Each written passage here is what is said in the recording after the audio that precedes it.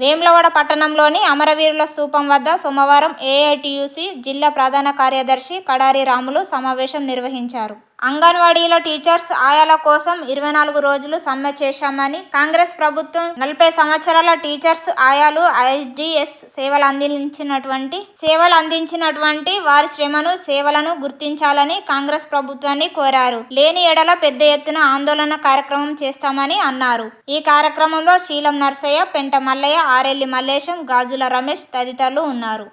తల్లిదండ్రి చిన్న పిల్లలను ఇవాళ స్కూళ్ళల్లో ఇడిచిపెడితే ఇంటింటికి పోయి తోలుకత్తుకొని వాళ్ళకు విద్య నేర్పినటువంటి టీచర్లకు ఇవాళ వాళ్ళ ఒక రిటైర్మెంట్ బెనిఫిట్స్ టీచర్కు 2 లక్షలు, ఆయాకు 1 లక్ష రూపాయలు ఇవ్వాలి.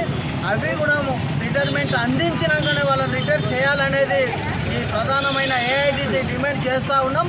లేని వేళలో పెద్ద ఎత్తున ఆందోళన కార్యక్రమం చేయడానికి కూడా సిద్ధమైనమని ప్రభుత్వాన్ని కోరుతూ ఉన్నాం.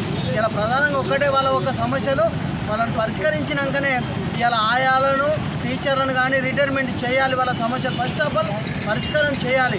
వాళ్ళ ఒక రిటైర్మెంట్ బెనిఫిట్స్ ఇవ్వాలి. అదేవిధంగా వాళ్ళకి పెన్షన్ సౌకర్యం కల్పించినాకనే వాళ్ళ రిటైర్మెంట్ చేయాలనేది కూడా ఏఐటీసీగా డిమాండ్ చేస్తూ ఉన్నాం.